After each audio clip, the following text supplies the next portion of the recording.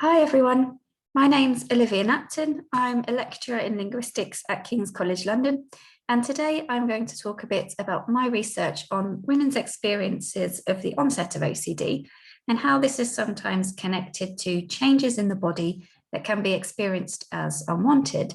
So the title of my talk is Women's Experiences of Bodily Trauma and the Onset of OCD. So first off, what I'd like to do is overview the research on gender differences in OCD subtypes. So there is quite a bit of work out there showing how the experiences of OCD between men and women often occur in different subtypes. And these studies, it's important to note, take quantitative approaches. They're clinical studies that often look for correlations between variables, for example. And this clinical research makes its way into the Diagnostic and Statistical Manual of Mental Health Disorders, the DSM. And the DSM summarizes this research as follows. Males have an earlier age at onset of OCD than females and are more likely to have comorbid tic disorders. Gender differences in the pattern of symptom dimensions have been reported with, for example, females more likely to have symptoms in the cleaning dimension and males more likely to have symptoms in the forbidden thoughts and symmetry dimensions, and so on.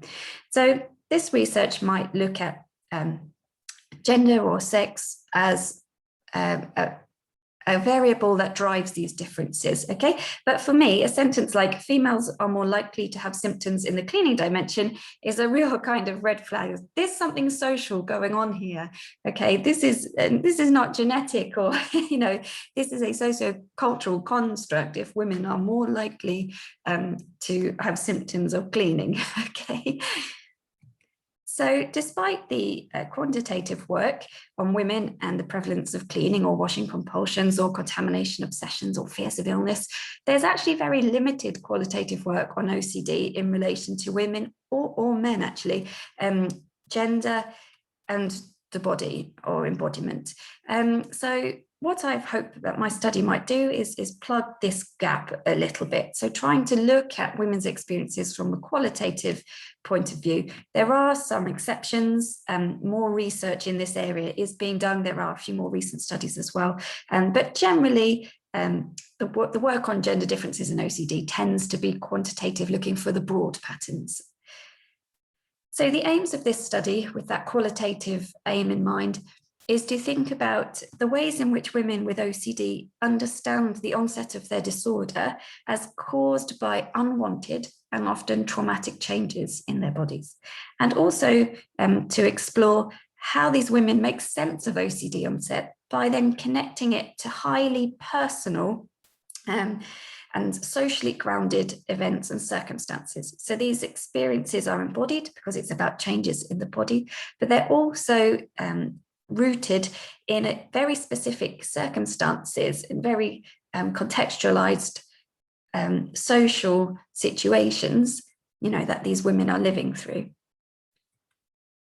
The reason I also want to have focus on traumatic experiences is because OCD in adulthood has also been found to be caused by traumatic experiences. For example, being in an accident or losing a loved one or actually witnessing an accident or something, a horrendous event. These have been found to be triggering for OCD. And also because rates of OCD seem to be higher amongst people with a diagnosis of post-traumatic stress disorder as well. So perhaps this is another sign that traumatic events can be triggering or cause OCD. But it's important to note that PTSD and OCD are different in that the thoughts in PTSD would be about the traumatic event itself. So if you were in an accident that caused PTSD, your thoughts would be, directly about that accident. Whereas for OCD, yes, you might be in an accident, which might be triggering, but your thoughts might be about something totally different, totally unrelated. I'm looking at these women's experiences through a framework called illness narratives. And this is a framework that says telling narratives or stories about the onset and causes of illness is one way of creating meaning from an event or from, getting an illness, because everybody has an expected life trajectory. There's an expected life course or things or aims or goals that you have for yourself. And actually, if you become sick, particularly with a chronic illness, then this alters those expectations of what you might be able to do in your life or even, in the coming years. And so chronic illness can cause significant disruption, not only to expected life trajectories, but also can disrupt people's identities and their relationships with their bodies, their surroundings, their family and friends. So narratives in themselves allow people to kind of navigate all of these changes, which can be felt as disrupting to one's lives. And in this way, narratives create social realities of living with illness and suffering. And they help people to adapt to this new life. They help people to integrate their symptoms in ways that they can cope with and ways that allow those symptoms to be reintegrated into a life that perhaps is not quite as one would have expected.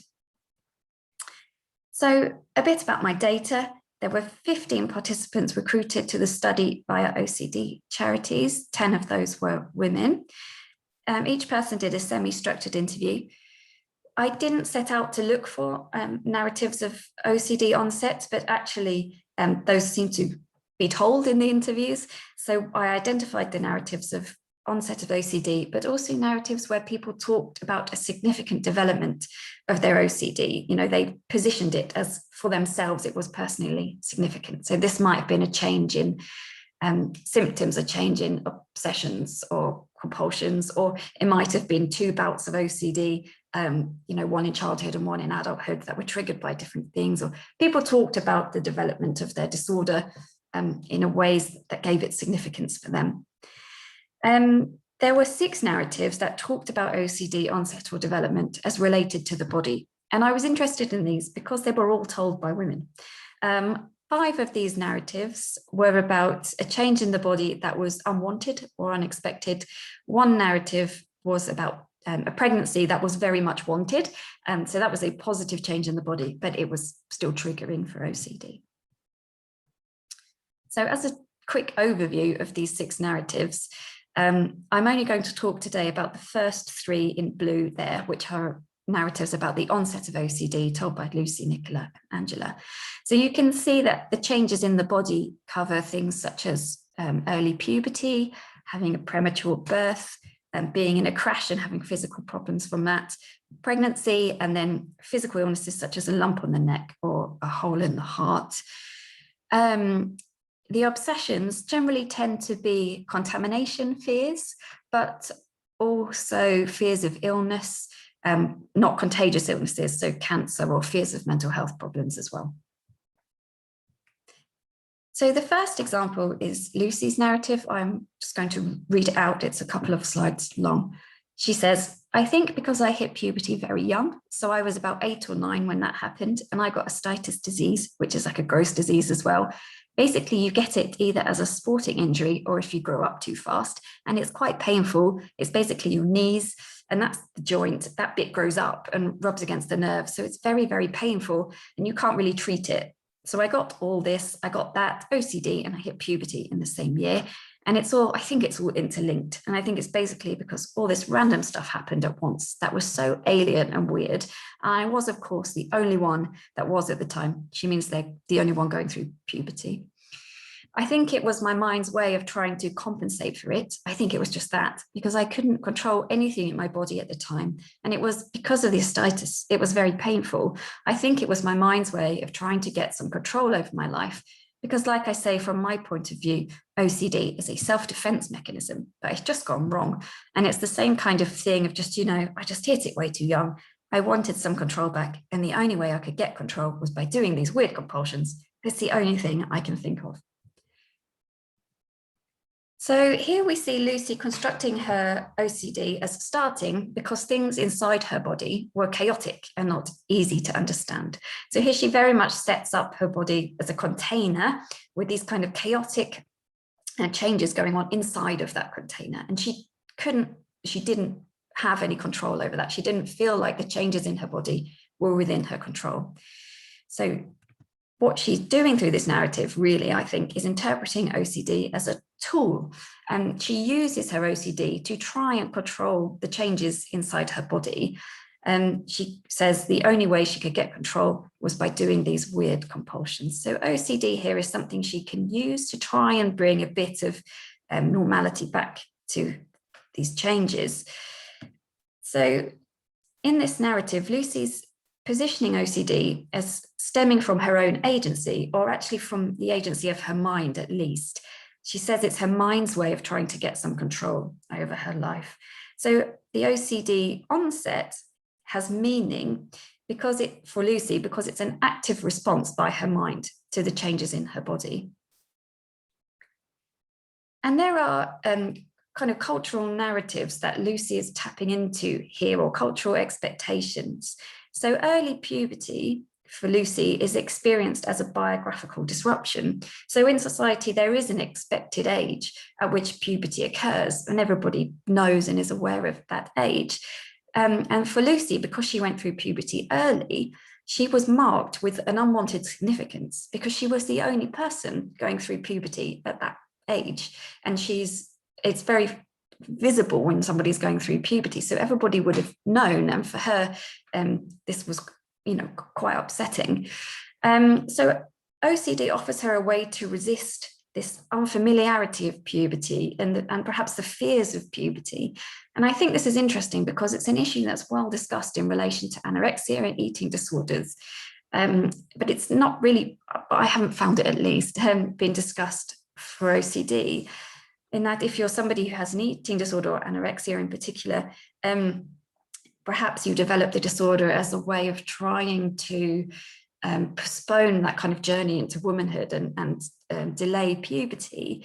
And I haven't really seen that talked about for OCD, that actually trying to control the body and stop its kind of development into puberty. And Lucy talks about OCD as a self-defense mechanism. That's just gone wrong. So here we potentially see OCD as playing a positive role. I'm saying that very tentatively, in Lucy's life, because what it does is allows these chaotic, alien and weird changes in Lucy's body to become within her control. And yes, while the OCD itself experienced as something kind of negative, the actual reason for that OCD of it being a self-defense mechanism is something, it's a positive trait that actually we want to defend ourselves and we want to protect ourselves. And again, more recent research is beginning to look at how OCD can actually be experienced by the person as having kind of perceived benefits. For example, giving someone a sense of control, or making someone feel that through their compulsions, they're protecting themselves or they're protecting others. And these are valued traits in society, okay? Being someone who's in control of their lives, wanting to protect others. And these are valued attributes.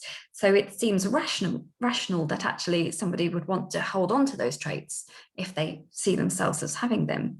Again, this is something that has been discussed for anorexia, that being thin is a trait, a value in society that is, upheld and something that people aspire to. So actually, maybe developing eating disorders as a result of wanting to maintain that attribute of being thin. And I think here there's some parallel with OCD of not wanting to perhaps give up traits that allow you to feel in control, or that you're protecting yourself. So the next example comes from Nicola, and she says, Stephen, my second son, he was really premature. He was born at 25 weeks, and I was totally convinced, and I probably still am, that I must have done something during my pregnancy that caused that pregnancy to go wrong. And all sorts of things, like we had the house or part of the house decorated by somebody, and like a couple of weeks before he arrived, and there were lots of strong chemical smells of paint and fillers and all sorts of things that this guy used in the house. And I thought perhaps it was that, too many fumes. Or I went down a slide at one of those play places with my other son. And did I bump too many times? It was just generally one of those, did I just not look after myself too much because I was too blasé about it? Or, because it's second time round, you don't worry about these things so much.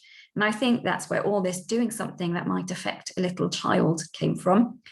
And then obviously when he was in hospital, there's lots of hand washing going on all the time, and hand gels And I guess I'd never done that much before. In fact, I think I was more the other way about cleanliness. And I was like, didn't worry about washing hands too much before eating, and quite sort of like carefree with my toddler.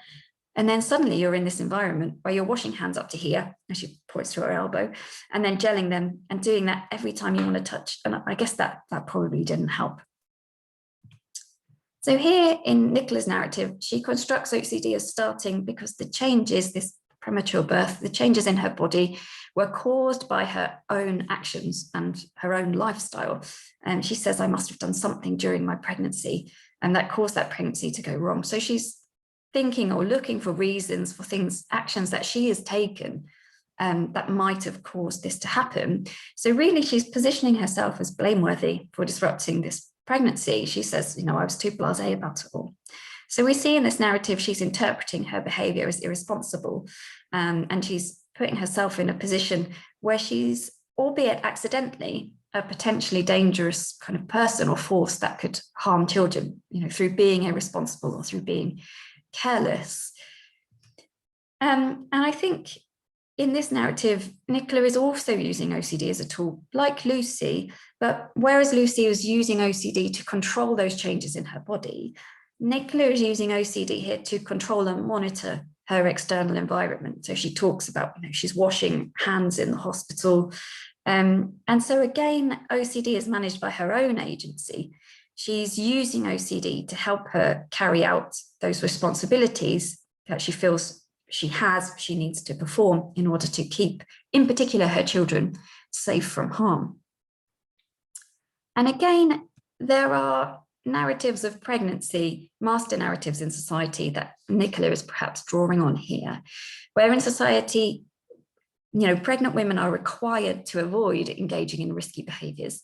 And it's often in health advice and health promotion for pregnant women, it comes across that women should make choices that prioritize the health and the well-being of the fetus or the baby over and above the health of the woman or themselves. It's often the message that comes across. And Nicola is kind of drawing upon the connections that health promotion makes between risky behaviors, such as having a house painted or engaging in kind of active play with other children. And through this, she's reconstructing her own actions as not really conforming to the expectations of a responsible pregnant woman.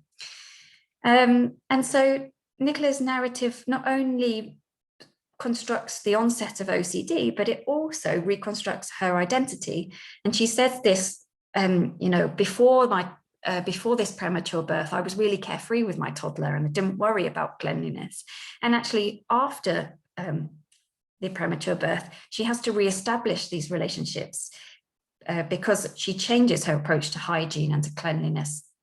And she develops these washing compulsions. So she's reworking the relationships between her body, the world around her, her children, and her sense of self and who she is in relation to these responsibilities towards her very young children.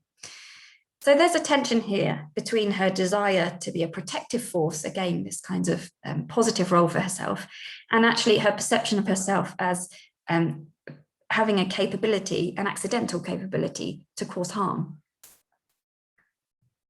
The final example comes from Angela, and this is a slightly different example. And she says, I had a car accident, a neck injury, and now my neck's just screwed, basically. I've lost its curve. I got a lump on my neck. I felt my bones go weak, and I lost about 2.5 stone, and my heart was going brrr, and I was really anxious. And that's when the OCD started again. And it took them 4 years to actually send me to a specialist because they did a thyroid test and it came back as normal. So they just said, oh, there's, nothing wrong with you. And then they just treated it as a mental health problem. Turned out I had hypocalcemia, or low blood calcium, because your parathyroid regulates that. And apparently one of the symptoms of low blood calcium is anxiety. So I always wonder if they had picked it up right at the beginning, rather than left it for 4 years, whether that OCD would have been nipped in the bud. I've got a lot of problems with my jaw at the moment, and all the dentists I've seen have said I've got, because I had a tooth taken out when I was a child, that this is really just, my whole spine is wonky. And one of the orthodontists that I saw, but I couldn't afford to see him any longer, the teeth that were taken out, he puts them back in again. So that the whole structure of the spine is, and he says that one of the biggest side effects is that people's anxiety disappears when their spine's sorted out. And I wonder whether having that tooth taken out when I was a kid made if it had an impact as well, because that was around about the time the OCD started. But, that's one of these things I wouldn't know unless I'd have to have all this bridge work to have it put back in. So here, Angela's positioning the onset of OCD as caused by physical alterations in the structural constitution of her body. So she has teeth that have come out, or she says that she has a wonky spine, or she says that she has low blood calcium, for example. So these are alterations in her, her physical body that cause her OCD.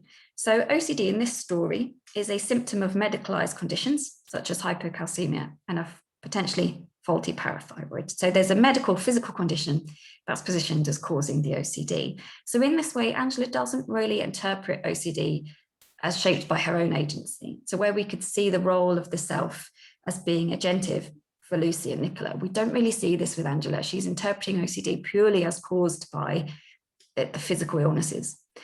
So OCD is not, for Angela, it's not a response to try and reverse the changes in the body. It's not a response to try and get control over this kind of altered body.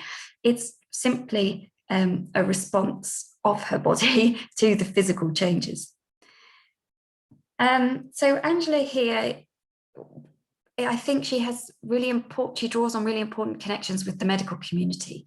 So she's saying that delays in the treatment of her physical body led to exacerbations in her OCD. So she's criticizing the medical profession for taking 4 years to send her to a specialist and for kind of ignoring her physical problems and saying, well, actually, it's all a mental health problem. So here, what we see is Angela tying her OCD onset to relationships with what she perceives as very inefficient medical professionals and their failures to enact the expected social roles assigned to them. So if you go to the doctors, you expect to get help that actually kind of fixes you, and she doesn't get that. So she's really deeply embedding her OCD within these cultural roles and of institutional roles that other people are expected to play, and for her, they don't really. So having looked at those 3 examples, the conclusions I'd like to draw are that changes in the body can be a certain type of traumatic event that can be triggering for OCD. And I think these have been overlooked in the current research. There is research on pregnancy, yes, definitely, and the kind of postnatal period as well. But changes in the body as traumatic and triggering is something I haven't come across very much in the OCD literature. Also, the personal lenses that the women use to frame OCD onset here, these challenge the clinical framings of OCD as being a biological or a cognitive dysfunction. So for these women, it's not about biological or cognitive dysfunction, it's about how OCD relates to their social environments and the personal situations that they find themselves in and their relationships with others. So first-person narratives show that OCD onset is socially grounded. As I said, it's highly personal. It's embedded in specific times and places. It's in reaction to various events. And this very individualized nature of OCD cannot really be captured by that quantitative clinical approach to OCD that is so prevalent in the research. Okay, that's the end of my talk. Thank you very much for listening. I will happily take any questions in the panel discussion on the day. And here are the references that I have drawn on. Thank you.